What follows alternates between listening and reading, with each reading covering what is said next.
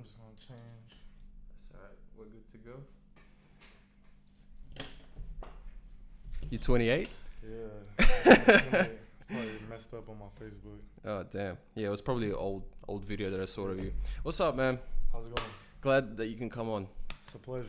Yeah, thank you again. But yeah, before we begin, but it's just today's been such a shit day, eh? Yeah, man. My man Kobe Bryant. He's passed on. Sad day. Very sad day. Yeah, pull this closer to you. Oh yeah, I got you. Oh, there you go. So people can actually listen to you. But yeah, man, rest in peace, Kobe Bryant, number 8, number 24, Black Mamba, 20 years with the Lakers. And yeah, if people don't know, if you've been living under a rock today, it's been all over the news, all over social media, in a helicopter crash. And not only him, but his 13-year-old daughter as well. Yeah, Gigi, man, it's very sad. Man, my heart goes out to the family and anybody that's been a basketball fan, a part of the community that's, hurt behind this loss. Man, my heart goes out to them as well. Yeah, for sure. I know my best friend, he was actually crying today. He loves Kobe so much. I know so many other people that idolize him, mostly in basketball, but it's not just basketball. He was such an iconic figure in the business world. He's just becoming an entrepreneur now. I mean, he's played basketball his whole life, and now he got to show his other side of him, in the business world, and just taken from us way too early. It was good to see, man. I was enjoying it, man. Tapped into a lot of his interviews and some of the entrepreneur things he were doing on the side as far as business, and he was making a great impact off the court as well as he did on the court, as we know. Such a beautiful soul and a family man. It was so shit. And I think it'll be one of those moments where it was like, where were you when you found out Kobe Bryant died? It'll be one of those moments, kind of like a 9/11 moment, Yep. It's gonna stick with us for the rest of our lives. What was your favorite Kobe moment, whether it was on the court or off the court? Off the court, actually, it was on the court, because that was my first introduction to Kobe Bryant. And if you just watch Kobe Bryant, you could feel his energy. He had Mamba mentality. Yeah, the Mamba mentality. Yeah, exactly. That was I've seen that video clip. That was so inspiring. I mean, days afterwards, I would just be so pumped up. Yep. I'd be like, Mamba mentality, man. Fuck. Yeah, no, exactly. So he really gave us an insight on what it means to, sacrifice and really indulge in your craft behind, of course, passion. So just to be able to see that and watch games and see how hard he went out there to compete on a night-to-night basis and was just really relentless is what the biggest thing that impacted me being a basketball player. Yeah, man. And I remember when I was younger, when I was in high school, I used to go for the Phoenix Suns back when Steve Nash, Stoudemire and Marion, Yep. the run and gun Suns with Mike D'Antoni. And Kobe always used to drop 50, 55 against my Suns, and I hated the guy. Yep. I hate to say it now, but looking back, I hated the guy because he always used to beat my team. But it got to a point where he was just so good, and I couldn't hate him anymore. I mean, the guy was just that fucking good. Yeah, you gotta respect greatness. And Pretty much. Speaking of when he played against the Suns, I still remember when he dunked on Steve Nash on a fast break after getting a steal. One of my favorite highlights of Kobe. Yeah, and he kind of just hung on the rim with one hand. Yep. That was an iconic poster. Epic. Fucking hell.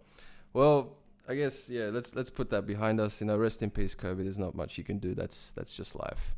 Cameron Coleman, 28-year-old. I did some research on you. All right. I hope you didn't read my notes. So I gotta let the people know who I'm dealing with. Right.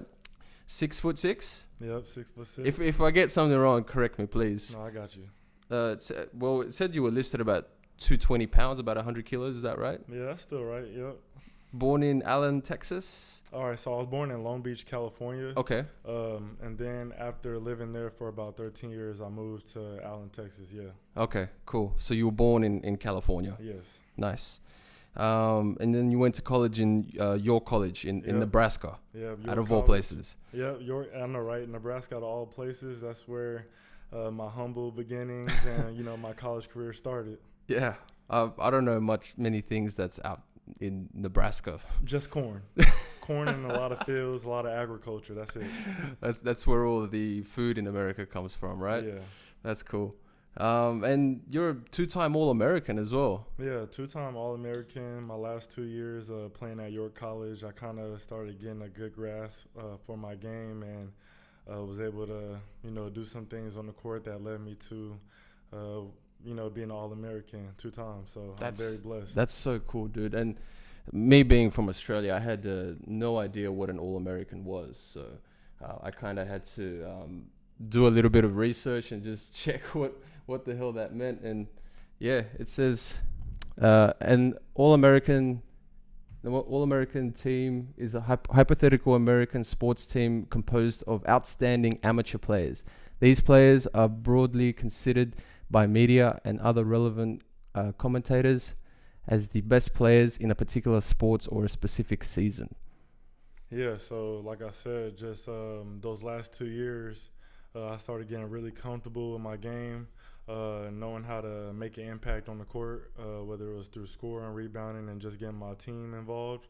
And of course, we were winning, so everything kind of led to me playing in the national tournament and being able to put myself and my team on a platform to where we can excel. And yeah, it just came.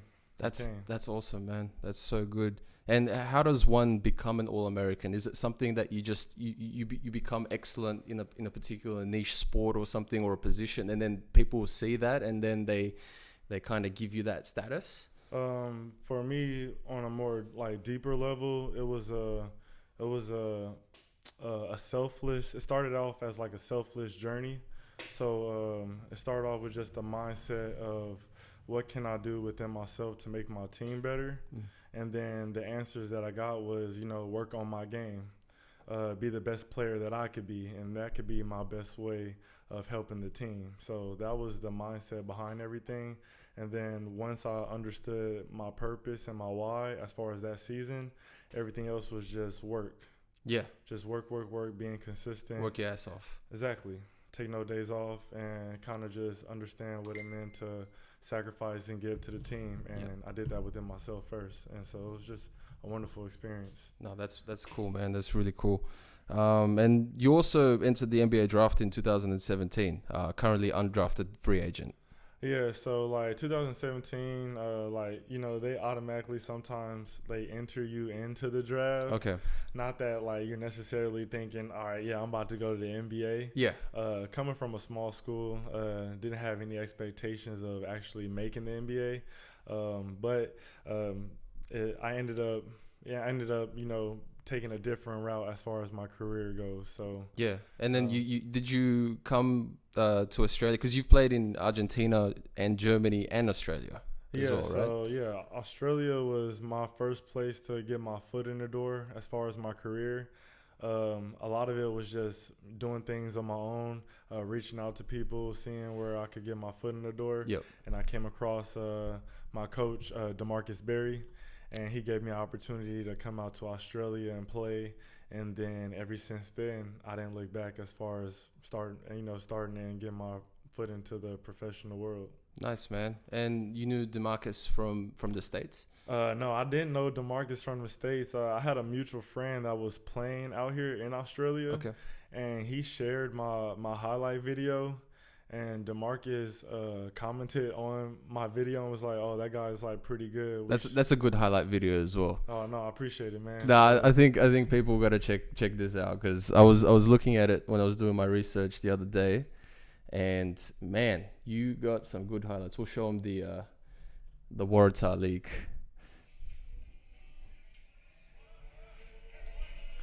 There we go, flying, woo! Man, humble beginnings for real. I love this team. It's one of my favorite teams to play on. St. George? Yeah, just a good group of guys. Before you came to St. George, they were no one. No one really played for them, right? Yeah. And then you came, and then you and a few other boys, you boys formed a really strong core. And yeah, man, you guys won the championship, the Waratah League. That's no easy feat. Like, damn. No, yeah, those guys are like family to me. I still am in contact with them to this day. And I think that's the start of, how we was able to get into a championship run. And we just formed a great bond that couldn't be denied on the court or off the court. So what's your natural position? Since I've been playing, I've literally have played every position but maybe center. So everything from point guard, shooting guard, small forward, power forward. I've played it all. So yeah, I've been a little bit versatile. That's mad. That's really cool. Yeah, you got some great highlights there. No, thank you. I appreciate it. No wonder DeMarcus was like, yeah, we got to get this guy. Yeah, we got to get this guy. A great guy. Yeah. When I saw it, the first thing that popped in my mind was Zion Williamson. Wow. In terms of comparison. Okay, got you. Because we actually played against each other. I've had the privilege of playing with you and against you as well. I don't know if you remember the first time. It was a couple of years ago, and it was at Bankstown. This was when I was still playing in ABA. And we're like, okay, we're playing a preseason game with St. George. We're like, okay, who's St. George? They're nobodies, you know? And then you rock up with Nay and all the boys, and we went to overtime that game. That was a really good game. It was a good game. That was like one of my few first games in my introduction to Australia and how competitive Australian basketball is. So you guys gave us a run for our money. Yeah, it was good, man. And I don't care if I'm playing against you. I love talent when I see it. And when I see you, rebound the ball on the defensive end and then go coast to coast and do some crazy move, that's beautiful, you know? And then you're getting your teammates involved as well, and you guys are really tough on defense. You got to respect that. Yeah, no, I appreciate that first and foremost. I definitely try to play like both ends of the floor. I don't believe in, taking breaks. And no James Harden, right? Yeah, and that's no offense to James Harden. James Harden is great at what he does. Oh, he's a beast. Everybody has their own style of play and what they could give to the game. So I try to do a little bit of everything on both ends. Yeah. And so Zion Williamson was the first player that popped into my mind when I thought of a comparison. And what I noticed as well was we got the same move. We got the same go-to move. What's the go-to? The go-to move is the in and out crossover. That's your move, right? That's my favorite move, the in and out, especially though. That's this right here. And for people who don't know what the in and out is, you go, boop, boom, bang, jump shot, boom. That's your move, right? Yeah, just try to make everything simple. 1 to 2 dribbles to get to my shot, and in and out and crossover has worked for me. So that's sometimes, like you said, my go-to move if I need to get a shot off. That's so cool because that's my go-to move as well. My dad actually taught me that move. Great minds think alike. Yeah, dude, and it works all the time. There you go. It's just, especially because I've kind of crafted it to a point where it's just like bam, bam, very quick, and then they always end up going the other direction, and I can either pull up for a jump shot or drive in the lane for a little floater or hook shot. I'm saying if it works, then use it. Definitely use it if it works. That's it. Use that one in your game, kids. But yeah, man. So how's Australia been? When did you get to Australia? So I first came out here the beginning of actually around this time in 2018. I had just graduated and I was in a coaching role at my college that I played for. Yep. And then during halfway through the semester, I transitioned and, like I said, had the opportunity to play in Australia. And that was my first introduction to Australia. And as you can see, I'm back in Australia. It's been a wonderful experience. It still is a wonderful experience. Do you love it here? Man, yes, I do love it here. The people are good. I come across people like you, and I just am able to have an experience and enjoy the food and the weather and the culture, and I love it. Yeah, that's awesome, man. That's really good to hear. I'm very blessed as well to have grown up in this country.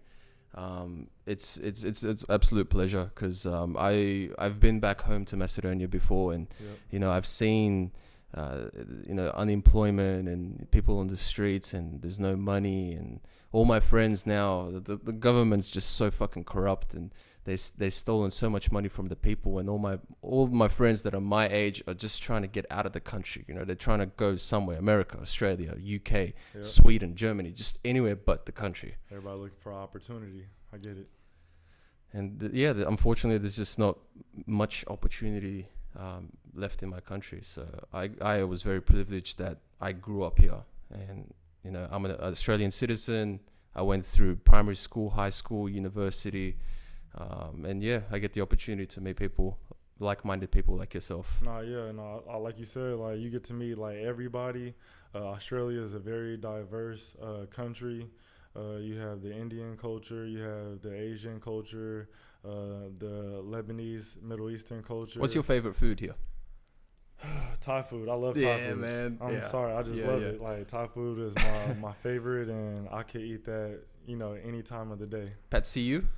Penang curry is mine. Penang curry is mine, but Damn. I do enjoy that though. Yeah, that's cool. Pad See Ew is my favorite. Have you ever been to Thailand before?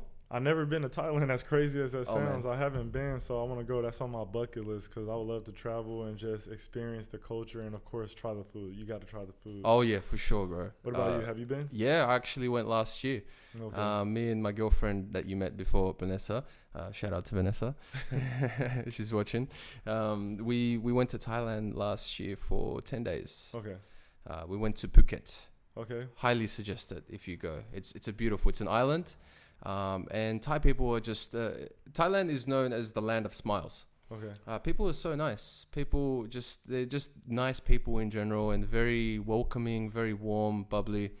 I got to eat a lot, get Thai massages, and everything's so cheap over there as well. Yeah, I already know.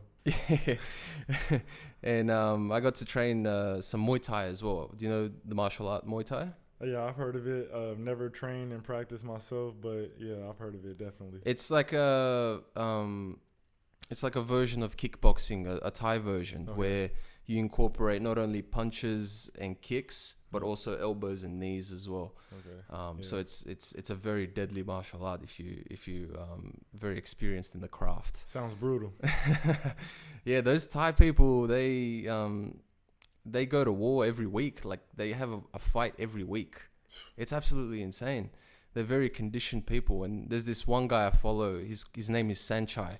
And this guy's got like 300 Muay Thai kickboxing wins under his belt. He's like 340. Oh, yeah. He's fighting a lot then. He's fighting so much.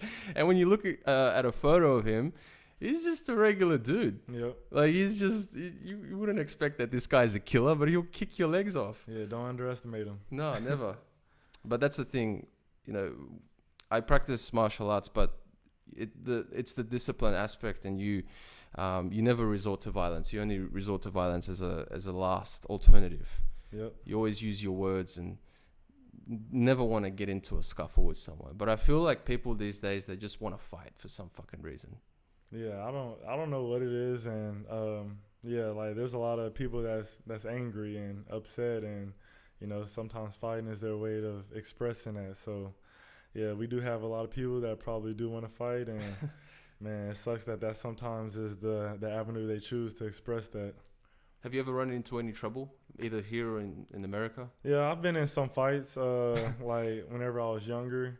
Of course, as the older I got, I don't look for fights. I've never been a person that looks for fights. Yeah. But when it comes to protecting yourself, you are in situations where you have to do so. So, yeah, I've been in some fights. Not something that. Who would want to fuck with you though? You're 6'6". Yeah, I don't know. You'd be surprised, and even shorter dudes, shorter dudes are the ones that are most likely the ones that like to fight, because I believe that they have short man syndrome. So they always take things that tall guys say personally. Yeah. It's no, it's not personal. I'm just delivering a message, bro. Yeah, that's right, man. Come on, guys. If you want to fight, come to the wrestling ring. We'll rumble there. You can let go of your frustrations and shit. Not in the street. We can fight on the basketball court. That's where I do most of my fighting anyways. I'm not into like fist fighting. I just could do all my talking and all my battling on the basketball court. Oh man, I can just imagine like some poor defender trying to keep you in front of them, and then you hit them with that in and out move, and they get pissed off, and then they're up in your face and they want to fight you, and I can just see it escalating from there. Yeah, no, basketball can be a very intense game, and like I said, like playing like back in California in Long Beach, you could just go to a random park and it will be a battle, or even sometimes like an actual physical fight. But it's definitely an environment to where it definitely will challenge you on and off the court. So in Long Beach, you're talking about? Yeah, in Long Beach, you could go to any park and you're gonna have some good competitive games, and it will be a battle. You might get an elbow to the face. You either got to play through it. Some people play through it. Some people end up getting into fights, and I end up, you grow up in that culture. It becomes like normal. So right. You just take that same mentality on the court, whether it's professional or not. Yeah, damn, Long Beach. That's where Snoop Dogg's from, right? Yeah, my mom actually went to high school with him. With Snoopy, D-O-double-G. Yeah, we don't Snoopy. Yeah, like Snoop Dogg. Yeah, definitely. She went to high school with him. She still like every now and then communicates with him, so they got a nice, cool relationship. And that's tight. Yeah, it's been cool to meet him a couple of times. Yeah. Yep. Smoke the dude with him? Nah, I didn't smoke the dude with Uncle Snoop. Nah, like if you ever like see Snoop Dogg like smoke, you'll realize that he's in a league of his own. And you just let him do his thing, and you more so just in the background, just relaxing with him or something like that. Yeah, man, he's made some awesome music like back in the day as well. Just I grew up listening to like West Coast gangster rap as white as I am. I used to love it, man. Tupac, NWA, Ice Cube, all of them. It was just such like great music especially when you're bowling as well. Yep. Oh man, it just pumped me up. Yeah, no, West Coast music, it was a movement, and just traveling around the country, I got to see like the biggest impact that they had. Yeah. On other nations and other people that love the music. Yeah. That's my pops rolling in. Oh, that's your dad coming in? Nah, I told him to just park outside just while we're doing the podcast. So he just realized he screwed up. So he's putting the garage door down. That happens. We got someone on the live stream. Who's this guy? Sean Albert. Oh yeah, man. No, teammate. Sean, yeah, definitely my teammate. Shout out to Sean Albert. Shout out. He just turned 30, and happy birthday, man. One of my great friends, pretty much like a brother. He definitely has made time on St. George, just wonderful. So, great guy. Yeah, that's awesome. And we got Nay as well. Shout out to Nay. Oh man, I already. That's know your boy, huh? Yeah, that's my boy. That's man. That guy's in my heart. Like, he definitely was like the backbone at St. George, and he welcomed me into open arms when I didn't have like no family or any friends out here hardly. So it was somebody that I connected with immediately. Yeah. Very real, authentic guy. Oh yeah, Nay's awesome. Shout out to Nay. We just won a championship together as well not too long ago. Exactly. No, Easter tournament, that was wonderful. So yeah. That was really cool bowling with you guys. What do we play, like four matches? Oh yeah, played 4 matches. It was very hot. Yeah. And but very fun just to be able to hoop with you guys. Yeah. What's up, Pops? This is Cameron. Hi, Cameron. How you doing? Nice to meet you. Do you want to say hi to the people? To who? To the people. Say, pop your head in. Hey. Hi, people. My man, thank you. Yeah, all good. Cheers. That's my pops, man. Professional. Yeah. All good. Professional basketball player. Man, that's amazing. That's where I get my skills from. There you go. Runs in the family. Yeah, he was never easy on me though. Yeah. He was my coach and he's my dad. But growing up, we were playing under 14, 16, 18s. He would, if I wasn't performing, if I wasn't training hard, he would not put me on to play. No, I get it. That's the kind of relationship me and Pops have. He would put people in front of me because they were better than me. Yeah. There was no politics in that because we wanted to win. We were talking about culture before. You just have to have that winning culture embedded in the team. Otherwise, it's all, what are we playing for? Stats? Yeah, no, exactly. And we definitely don't want to play for that. Every team that I've been on, there's always been a couple of players, or at least one player that's always held me accountable, and then like me on the other hand, I always held my team accountable. And like part of basketball is being able to push each other, like past your limits, and that's what makes you guys better as a team and also as an individual as well. Yeah, definitely. Like especially now, ever since I started doing martial arts, it's a single sport. It's just you.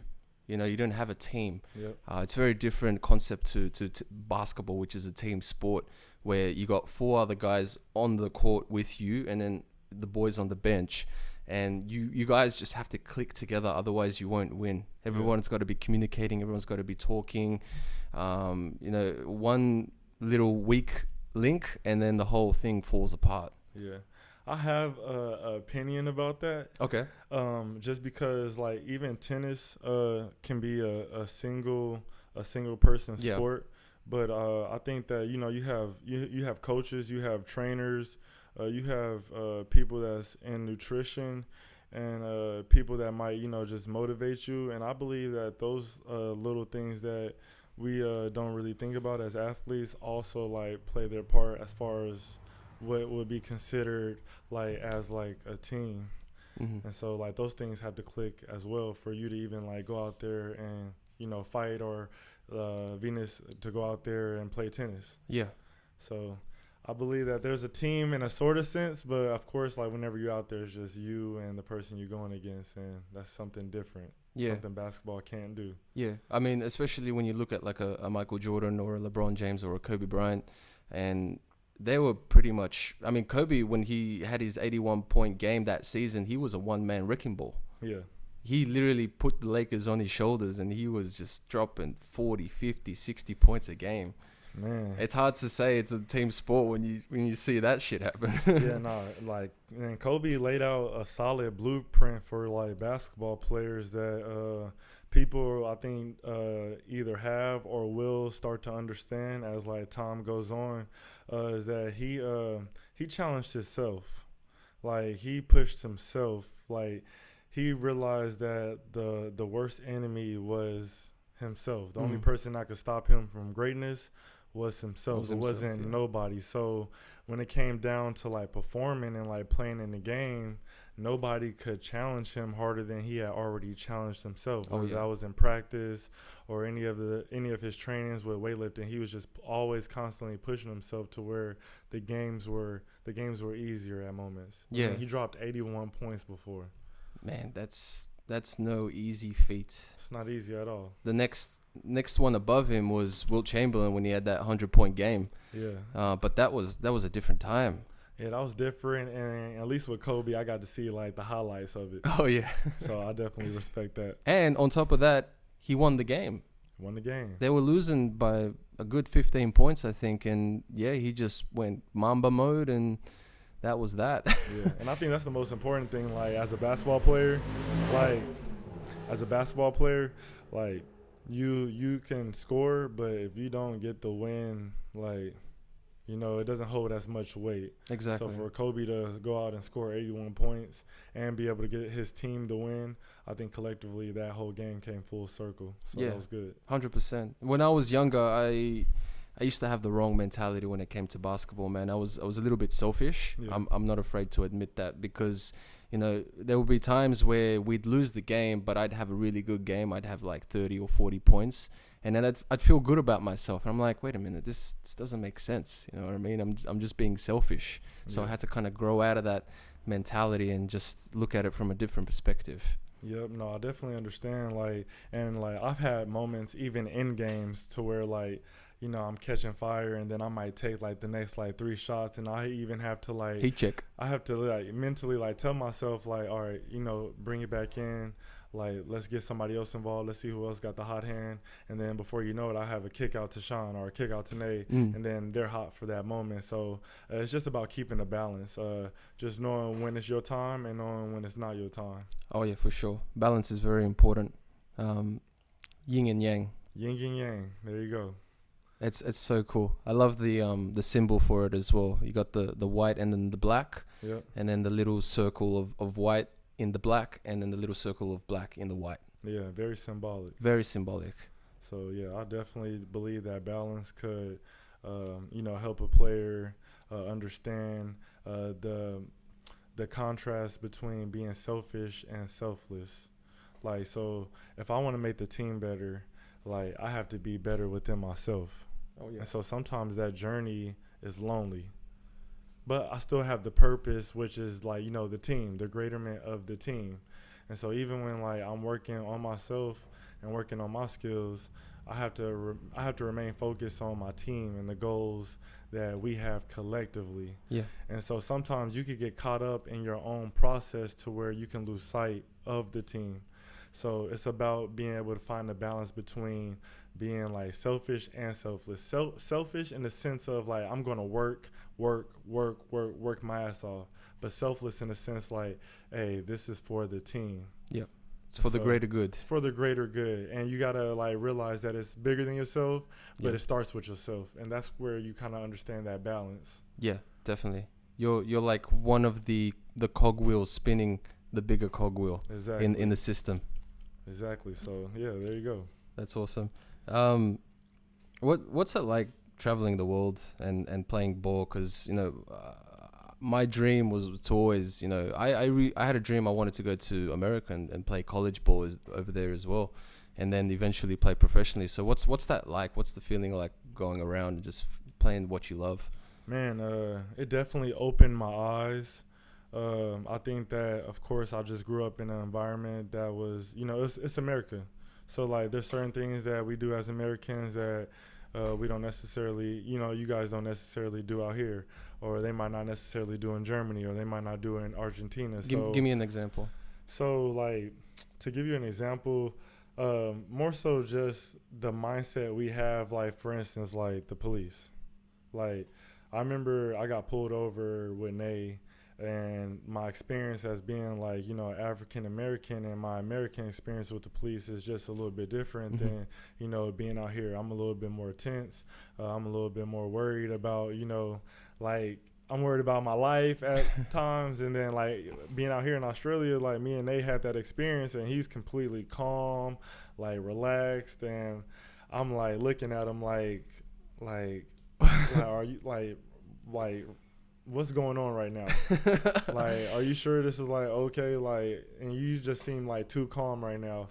And so then kind of caught you off guard, didn't it? It kind of caught me off guard. Yeah. And then that's when I had to like sit back and realize like, I'm in a different country, like Australia, and the experience out here is completely different than, what I've experienced like back home. So then that's when I started to learn and understand that that there's a lot more to learn out in this world. And just because I've had a certain experience doesn't mean that, that's the end all be all. There's still a lot more to learn, and there's still a lot more to just grow from. Oh, 100%. We never stop learning. And people who say that they've stopped learning, like, you're kidding yourself, right? There's always so many lessons to learn. Yeah, definitely got to keep growing for sure. 100%. So that's a funny experience with the cops. I have my own opinions of our police force. But I look at America, and I mean, African Americans got the short end of the stick on that one. They just, it's blatant prejudice and just kind of labeling someone, putting them in a basket and labeling them, thinking like, oh, this guy he's African American, he's black, whatever, he must be a criminal. Yeah, and it's just like, and a lot of that is we live in a day and age where media is really prevalent, so we're not always in control as like a culture or as a race of what that narrative is.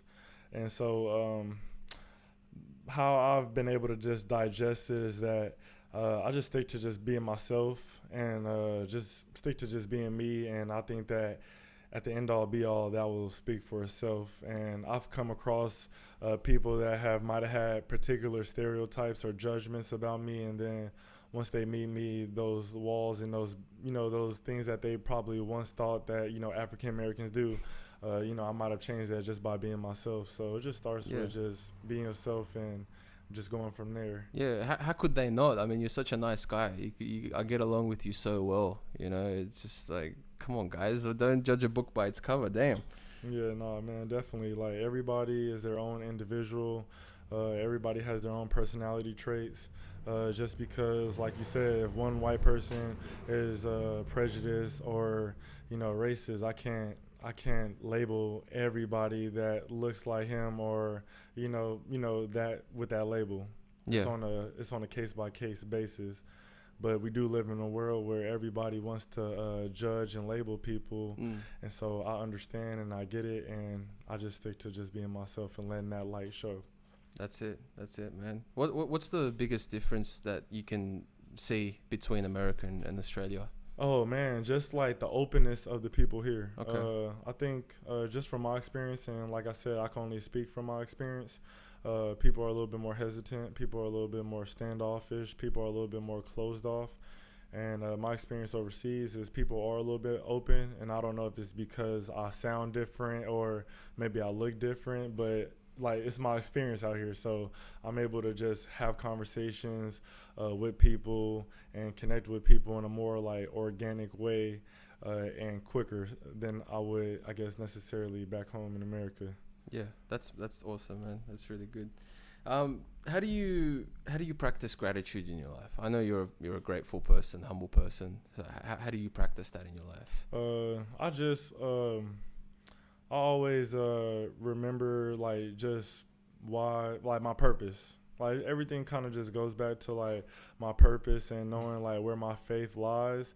And once I'm able to like dissect my faith a little bit, then I'm able to be just grateful for the things that have like come to me and the blessings that have like just come my way. So everything up from my family to the air I breathe to the water I drink on a day-to-day basis, I'm able to just appreciate it and like for the moment in real time. So I'm always in a grateful state. I'm grateful to even like be here and being able to connect with you and being able to maybe connect with people that might be watching this. Yeah, definitely. And it's funny you say that because I don't do it anymore. I should start doing it again. But I remember before I eat each meal, I would say kind of like a little prayer, and I would just thank the Lord or the universe, whatever, for the roof on top of my head, for the meal that I'm about to receive, for the water that I get to drink every single day, the friends and family that are in my life.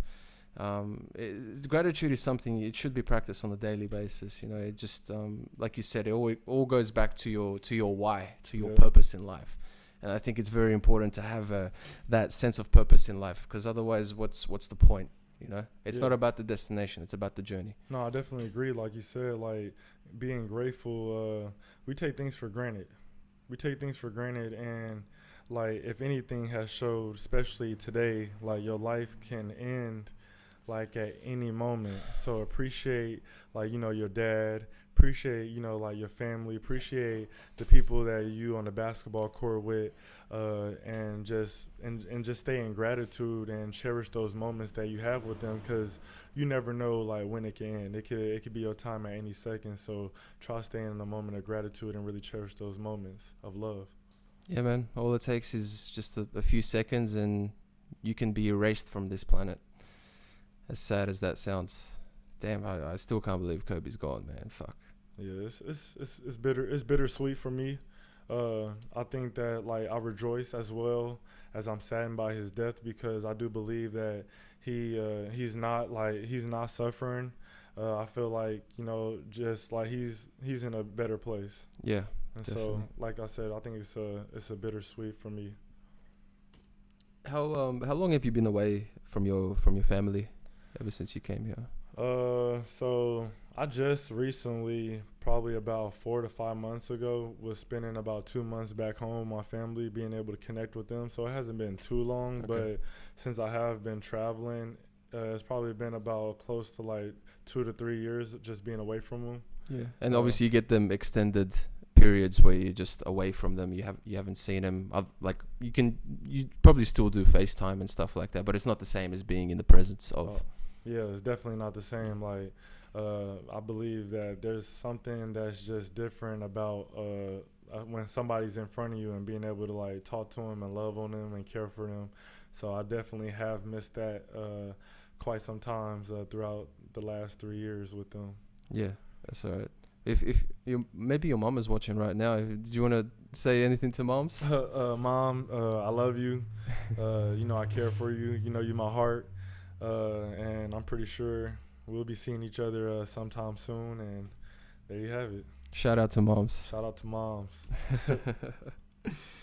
Who's your favorite player or the person that you most admire in the game of basketball? So of course, like it goes without saying, like Kobe. Just being around California, being a Lakers fan. Of course, yeah. That's just somebody that I gravitated to in the early beginnings of like my career. Right now, I'll probably say that somebody that's actively playing in the NBA. I love Kawhi Leonard. I love his style of play. I like that he plays, both ends of the court. Oh, yeah. And I could appreciate his quietness, too. I know some people, like, give him a little hard time because he's not as vocal, but I think what he does on the court, like, speaks volumes to where he doesn't necessarily need to be loud and, express his opinion. I think he kind of expresses it in his own way. So I like Kawhi Leonard. Yeah, what he did with Toronto, I mean, they won a championship. Yep. Like that speaks for itself. That's greatness right there. Definitely. So I like Kawhi and I like what he stands for, and so Kawhi would probably be like the next player that I'll think is like really influential. And then the third one, I probably would say for me, that's tough. I'll probably say Michael Jordan.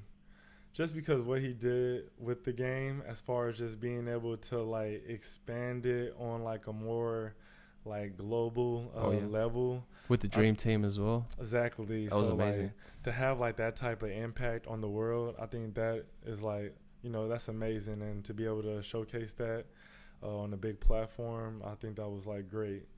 Dream team of '92. Mm-hmm.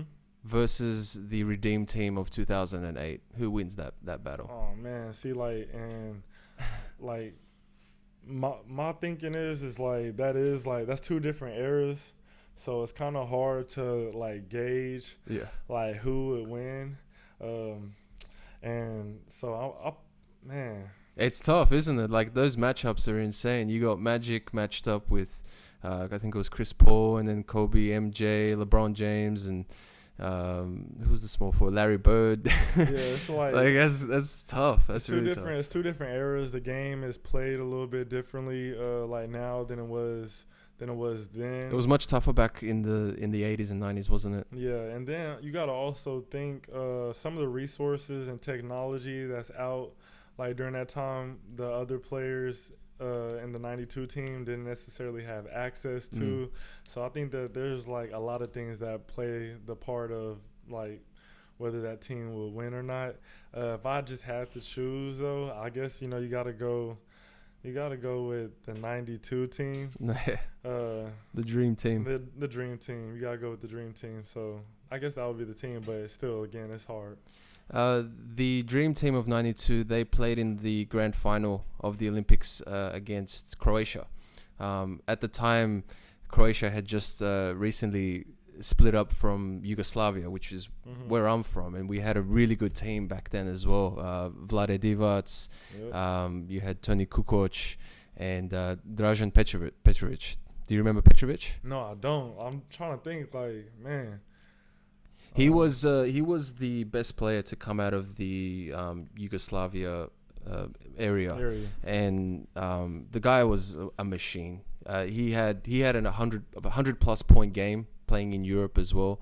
Okay. He started off his career in Portland playing with Clyde Drexler and Terry Porter, and then got eventually traded to the Nets, where he really shine the light, and he was the key in getting all this international coverage, like all the international players, because back then the NBA was predominantly American. They mainly drafted players from college. They didn't really look elsewhere around the world, whereas now it's such an open international game, and you see Luka Doncic now, who's probably the second coming of Dražen Petrovic. I honestly believe he's 20 years old and he's already doing the stuff that he's doing right now. It's fun to watch. Yeah, no, it's amazing. And, he comes from a culture and a system to where he was able to get a lot of experience at an early age.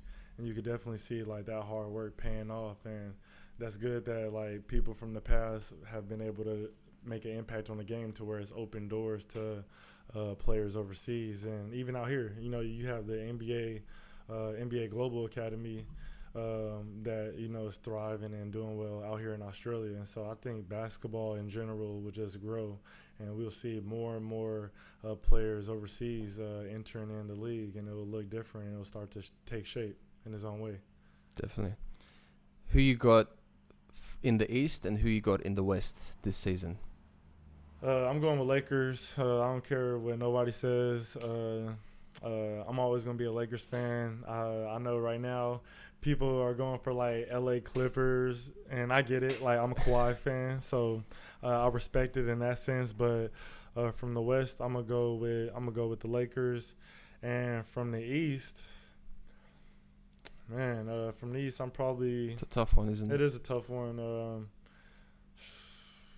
I mean, 76ers look good, but 76ers look good. Have they recovered from what Kawhi did to them last season? Yeah, I know, right? And even like Toronto still looks decent. Siakam's balling, man. Yeah, even without Van Vliet. Yeah, even without like Kawhi. So I think there's a couple of teams. I don't know if I could pinpoint just a specific team that I think that's going to take it out. Probably just have to like wait and see how it all plays out. But I'm sticking with my Lakers on the West Coast though. Yeah. What do you have on the East and West? I got the Lakers on the West. Yeah. That's no doubt. Like the way LeBron James is playing with Anthony Davis, and Dwight Howard's rejuvenated himself. JaVale McGee's balling. Yep. Kyle Kuzma's balling. I mean, they're just having fun, and you can tell that on the court. I think they got the best record in the NBA. Yep. And they got the best player in the game, in my opinion. I think LeBron James is still the best player in the game. I think he's hungry too. Oh yeah, he's hungry, man. And especially now with what happened with Kobe Bryant, I mean, that's rocket fuel. Yeah, more fuel to the flame, especially after last year not making it. So I think he's had time to rest, and he's motivated, and he has other things that's pushing him. How old is he? I want to say he's 30. 34? Yeah, 34. 34, 35. 34, yeah. He's in his prime right now. I think he's still up there. Man, he's still up there. I've seen guys overseas that are close to like 36, 40, and still would drop 30 points easily. So it's just all about how you take care of your body. Yeah, and he looks after his body so well. Yeah, I think he spends like $200,000 a season just looking after his body. No, I think it was like I saw an article that said it was like about $1 million. $1 million. $1 million a year on his body. So that just lets you know like what type of like how serious they take it as far as taking care of their body. And then you also Vince Carter, like, man. Oh, Vince. He's in his 40s, and he still looks decent, still is out there, playing and making an impact on his team. So that's good to see, too. What was the stat for Vince? It was like he played in 4 different decades? Yeah. Or 3 different decades? So it's 4, actually, yeah, it's 4 different decades. 4 different decades. He played in the 90s, the 2000s, 2010s, and now he's playing in, 2020. That's insane. Yeah, so Vince Carter, he was so exciting to watch. Yeah, man. Do you remember that dunk in the Olympics over that 7-foot+ guy? You can never forget that. The motherfucker jumped over him. Yeah, no. Like easy. Bro. Easy.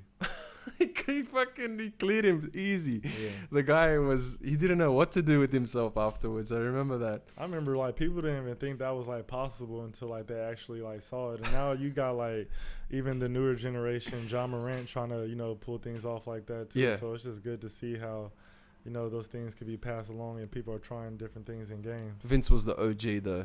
Yeah, definitely. That happened here in Sydney in the Olympics as well. I remember. I was actually, I don't know if I was at that game. I was watching basketball there, but I was so young, man. I was like 6 years old. I was on my Game Boy. Yeah. I wasn't even watching the game. Wasn't even watching your game? Man, that's crazy. No, you should have been. Man, that would have been a moment to remember. That was a lost opportunity right there. It's all right. That's all right, yeah. Hopefully, I wanna go to America soon and just see an NBA game live. That'll be a dream come true for sure. It's definitely something to experience. You get to see like what really goes into sacrificing to the game, and just the athleticism, the God-given athleticism some of these athletes have. Puts it into perspective. Oh yeah, for sure. It's so good. All right, I got this thing called your top three. All right, so Who are the top 3 most influential people in your life? All right, so the first one is definitely, man, it's really like in my family, like those have been like the most influential like people in my family. So my grandma, uh, I think that like she's definitely the foundation of like who I am and who I've become, and who I continue to like grow into. Just a lot of the things that she's taught me, she's definitely just had a big impact in my life. And then like my mom has had like even a bigger impact. So those are like easily, without even thinking, the first like top 2 people. Default. Yeah, it's just by default. Like they've made it the biggest impact. So you want to say like outside of family, influential. I would say my college coach, Coach Dill.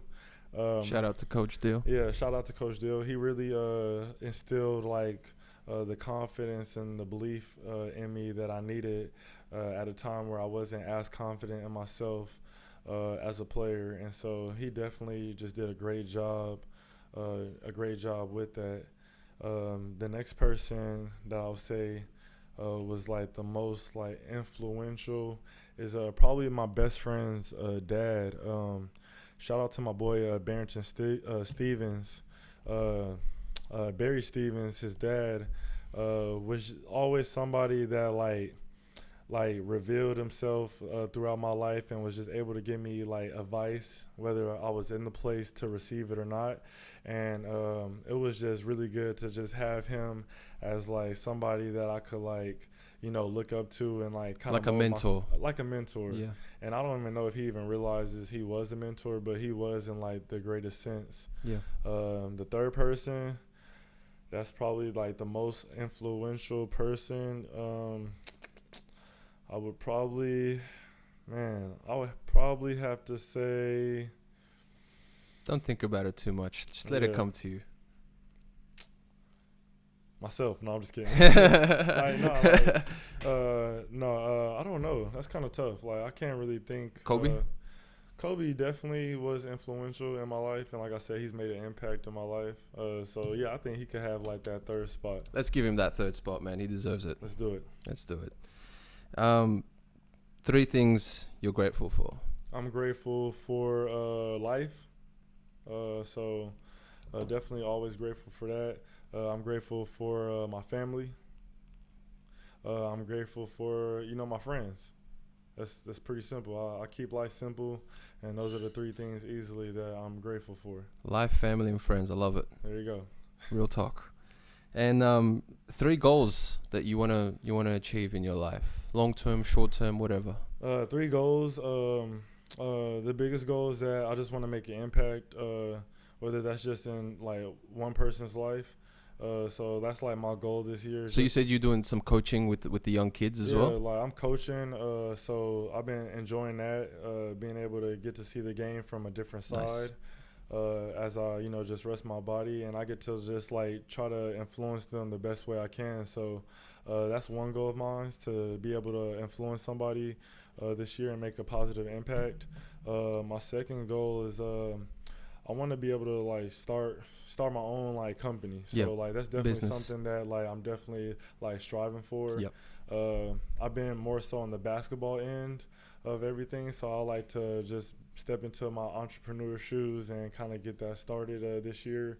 And then there's never been a better time to do it now as well, with the internet and social media. It's just the blueprint's out there. You just got to go and do the work. Everything is just action. And then my third goal is just to keep growing like within myself, and that goal I can't measure. It's just something that I have to do on a day-to-day basis and like find ways to challenge myself. Whether that's through reading, having conversations, and just growing that way. Do you would you call yourself a spiritual person or a religious person? Do you practice any kind of religion or any kind of spirituality? I definitely consider myself like very like spiritual. So like I try to make sure I make my spirituality a priority in my life, and like I keep it there. Very spiritual, and I have practices that I do to help me maintain my spirituality and my peace. Nice, man. That's really good. But yeah, that's pretty much all. Is there anything you wanted to ask me? So what made you fall in love with basketball?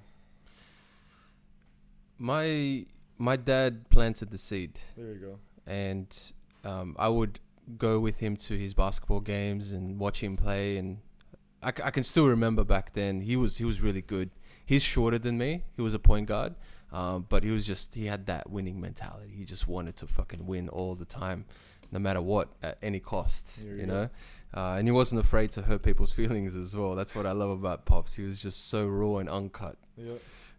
But he was the one who planted the seed, and I just got better. And the better I got, the more I started to win. And when you're winning, you're having fun. And making friendships as well. I've got lifelong friendships from playing basketball as well. Me and my brother Alex, shout out to Alex Omelov. We started playing basketball together in under 8s, so we were like 7 years old, on those smaller rings. And then been in the same team till this day. There you go. Who will win 1-on-1? Oh shit. Nah, I don't want to. You don't want to do that? Right? I don't want to do that. We'll call it a tie. We'll call it a tie. You guys are evenly matched. He'll win some games. You'll win some games. We'll call it even. I get you. That's it. I love him too much. I can't put him under the bus like that. No, even though I want to say me really badly, I'm not gonna. Come on, you gotta have Mamba mentality. No, fuck. No, I get you though. Oh I shit. Understand. Where can people find you, man? Like Instagram. My Instagram name is Cam X Cole. So all that's together. I'll put the links in the description of this video. I'll put it up on YouTube, and it's gonna be on Facebook now as well. If anybody got any questions, want to reach out, say what's up, man, feel free to contact me. And if whether you playing professional, whether you trying to play professional, whether you want to go to college, no matter what it is, even if it's about basketball, always feel free to hit me up. I'm an open person. That's it. I fucking love that, man. Thank you so much for coming on. It's a pleasure, man. I appreciate that. Thanks Cameron Coleman, everybody. Give him a follow on social media. And yeah, I'll see you guys next time. I got Nadia Kassem, UFC fighter, coming on soon. So that's going to be good. Keep an eye out for that one. But peace and chicken grease. Take care. Peace. That was good, bro. Oh, yeah, I enjoyed it, man. I